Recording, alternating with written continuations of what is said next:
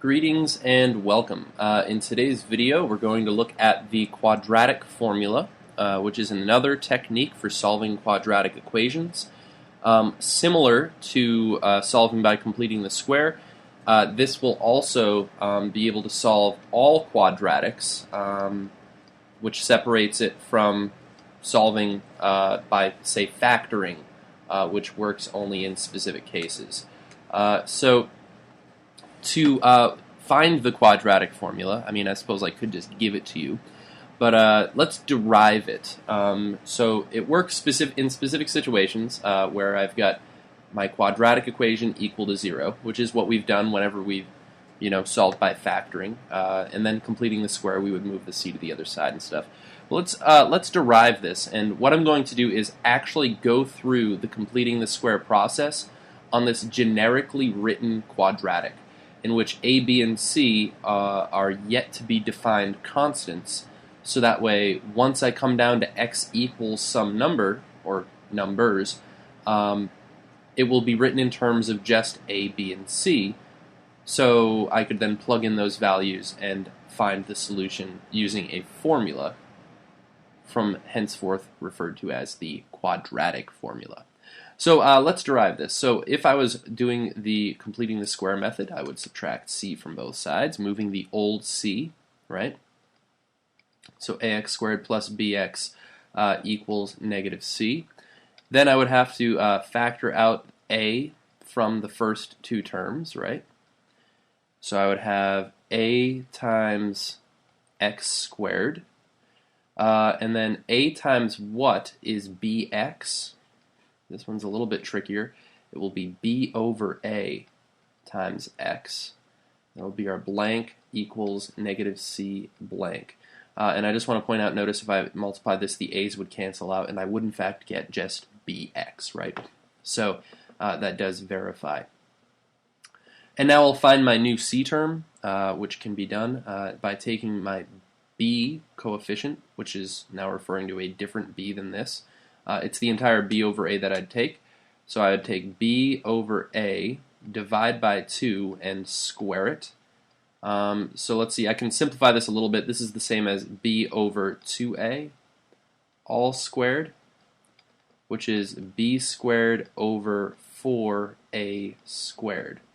All right, so that's my new c term right here. So b squared over 4a squared. And adding that here on the inside of the parentheses is the same as adding b squared over 4a. The a and the a squared would partially cancel, so what I'd have to add on the right-hand side of the equal sign is b squared over 4a. So the a isn't squared anymore because really, right, this would have canceled out with that a squared partially. Okay, so this is not looking any cleaner, not looking very helpful, but let's keep cranking on. Let's see, so I'll have a times this fast factors to be, what do we got? It'll be x plus something all squared, and that something will be what I had right before I squared it when finding my new c term. So that'll be x plus b over 2a. And over here, I'm going to do a little bit of work finding a common denominator. I'd have to multiply this by 4a over 4a. So this, when I combine these, I'll have b squared plus a negative 4ac, or b squared minus 4ac, all over would be 4a. And now I guess I technically could have dealt with this a at the beginning by dividing everything through by it. I happen to be doing it here.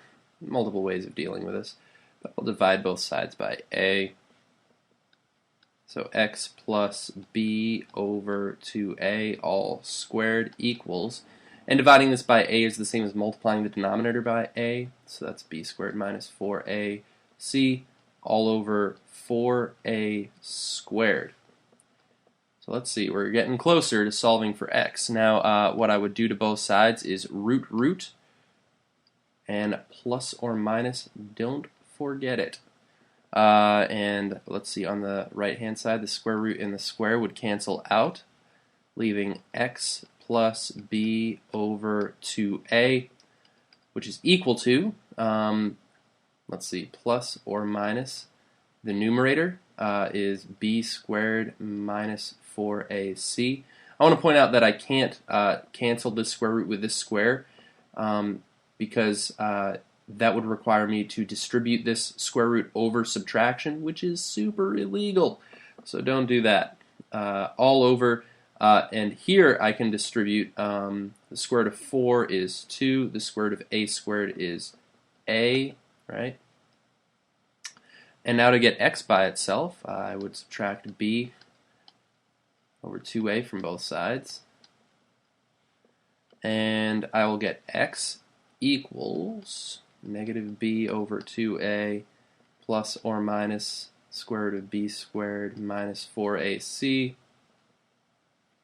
all over 2a.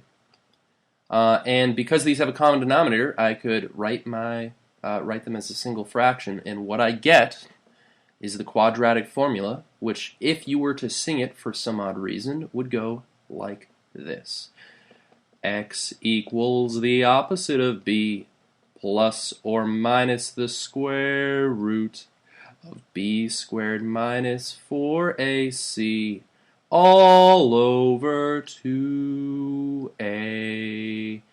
And that, my friends, is the quadratic formula, sung, of course, to the tune of, let's see, I don't know music notes, but that was sung to the tune of Pop Goes the Weasel. Alright, so that's kind of a decent way of remembering it. And mistakes in having the quadratic formula memorized occur in several locations. First of all, this square root. Sometimes people will only write the square root over the b squared. Super illegal. So make sure that this vinculum extends all the way over the 4ac as well. Another area people mess up, the reason the all over 2a is emphasized is because people will sometimes only write this fraction bar under the square root, which is also wrong. So it's not negative b plus or minus this fraction. Negative b is part of the numerator of that fraction. And then some people get carried away with the all over 2a and actually extend this fraction bar all the way over here, and it's x equals this all over 2a, which doesn't make sense because I can't really have an equal sign in a numerator. Now, can I? So just some minor precautions with the quadratic formula. And regarding this, once again, like I said, I cannot distribute the square root over a minus sign. Super, super illegal. So let's put this to use. So let's solve a problem. So let's solve the problem. X squared plus 9x equals 11. So here's a quadratic, and in order to solve this, the first thing that I'd have to do is I got to set this equal to 0. All right, so I've got to write this in standard form. So I'd have x squared plus 9x minus 11 equals 0. And if you're going to use the quadratic formula, I require that you define what a, b, and c are. And some students used to just do this, where they'd be like, a is this, b is that, and c is that, which that is not very helpful, because I don't know if is a just the x, is a the x squared, is a the coefficient of that. And similarly with b, is it the x, is it the 9x, is it the positive 9x? If this was a minus sign, would it include the sign? So actually use proper math, write some equal signs, and tell me what a is. So a is the coefficient of the x squared term, which is just the 1. It does not include, it's not the whole term. B is just the coefficient of the linear term, so it's the 9. If it was negative, it would have been negative 9, right? And c is the constant term, which is negative 11. So what I'm going to do is, in order to solve, I'm just going to plug in my values for a, b, and c, and then just use regular old PEMDAS to find out what x is equal to. So I would have x equals the opposite of b, so that's 9, plus or minus the square root of b squared, so that's 9 squared, minus 4 times a, which is 1, times c, which is negative 11. And make sure this little square root goes all the way over. All over 2 times a being 1 there. So let's simplify. I get x equals, opposite of 9 is negative 9, plus or minus the square root of 9 squared is 81. Negative times a positive times a negative. I see 2 minus signs there that will be able to pair up to be a plus. And 4 times 1 is 4, times 11 is 44. All over 2 times 1 is 2. Narrowing it down. Negative 9 plus or minus the square root of 81 and 44 would be 125, I believe, all over 2. And I believe that 125 can be simplified somewhat. So x is equal to negative 9 plus or minus, I think 25 goes into that 5 times, if I'm not mistaken. So negative 9 plus or minus, that's 5 roots of 5 all over 2. And now if I wanted an exact answer or answers, these would be them plural, because there's 2 versions here, the negative 9 plus 5 roots of 5 over 2, and the negative 9 minus 5 roots of 5 all over 2. And if I wanted an approximation, I would be able to use a calculator to do so, which I guess I'll do here real quick. I'll do it over here. X is approximately, so let's see, let me separate my work here. So x is approximately negative 9 plus or minus 5 roots of 5 is 5 times the square root of 5, 11.18 all over 2. So, and now at this point I'd have to actually break this up into my 2 possible cases here. So the plus version and the minus version to get these decimal approximations. So x is approximately, or squeakles is sometimes what I call that symbol, not an official term. Negative 9 plus 11.8 would be 2.18 over 2. Negative 9 minus 11.8 would be negative 20.8 all over 2.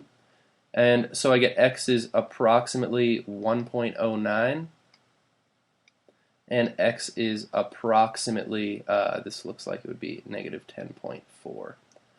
So I get my 2 solutions to the problem quite nicely. Now, this, I would say, can take more writing and work and simplifying than completing the square sometimes. It's just as effective as completing the square because it can solve any quadratic problem. And in reality, it really is completing the square. As you see here, we used completing the square to derive it. So it's kind of just completing the square already done out for us. The benefits of this compared to completing the square is that this really requires minimal algebra. No thinking is required. As long as you know PEMDAS, it's just a matter of following the order of operations and getting to our answers. And then one thing just to kind of, I guess, additional fact, let you know. Anytime I come down to a radical that can't be simplified any further, this will be a problem that is non-factorable. This means this problem could not have originally been solved by factoring because of this non-reducible radical there. Whereas if I came down to 2 rational solutions, numbers that were able to be written as fractions or were integers, those would be representative of a problem that was factorable.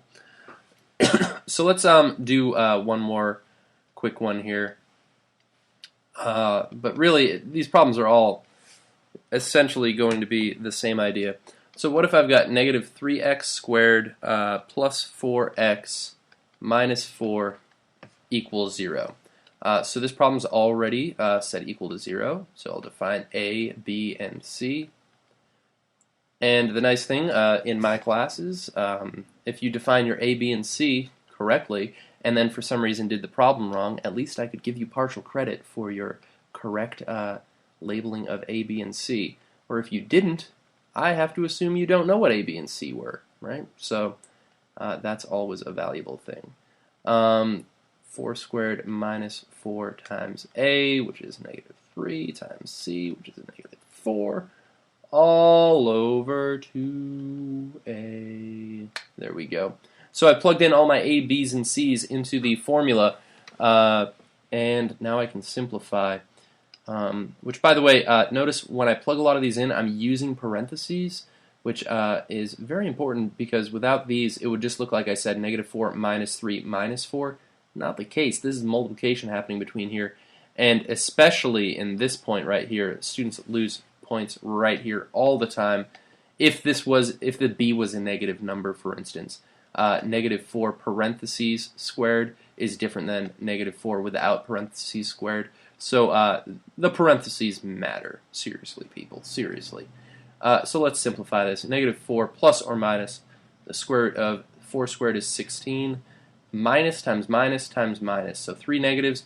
2 of them would pair up at the middle school dance, becoming a couple, and this one lonely negative 4 would be left over, resulting in the whole party being lonely and negative, right?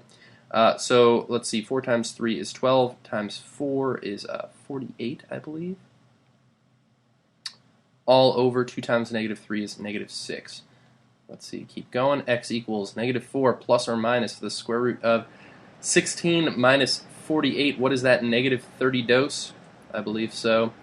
All over negative 6. Now, notice I've got the square root of a negative. I can simplify this, but it is not going to be real. It is going to be really imaginary. So let's simplify this. Square root of negative 1 can take out. 32, 16 goes into it, and it goes in twice, all over negative 6. So x equals negative 4 plus or minus. Square root of 16 is 4. Square root of negative 1 is I, of course, the imaginary unit. And square root of 2 cannot be simplified. All over negative 6.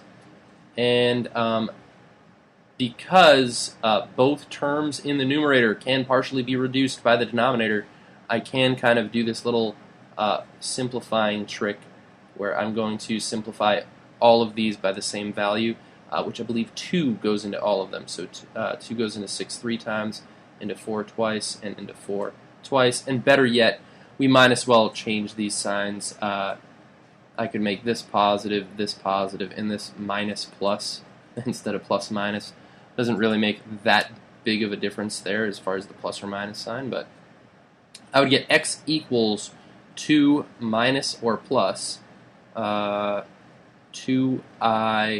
square root of 2 all over positive 3. And I don't want to leave a negative in the denominator is why I made sure I did that correctly. And yeah, if you left this as plus or minus, same difference to me. Now, because this can't be reduced, I'm fine with you leaving your answer this way. But we could, well, actually no, because this is imaginary, I can't get a decimal approximation of it anyway. So this is these are our two answers. They are both imaginary. This is non-reducible, implying once again that this original problem would not have been factorable. And because the two solutions were imaginary, little side note, graphically speaking, if I was to graph the equation f of x equals this, all right, like if it was f of x equals this function, the parabola would have looked like the following, in which, well, let's see, the a term is negative, so it's opening downwards, and it's a stretch because the absolute value of a is bigger than 1, but it has no solution to when y is 0 or when f of x was 0, meaning it never crosses the x-axis. So graphically, it would be something like this, where, let's see, I knew it was upside down and it never crossed, so it must have been upside down and always below the x-axis. So there's no x-intercepts here, because the x-intercepts would have been imaginary. Alright, well thank you so much for watching, and I'll see you guys next time.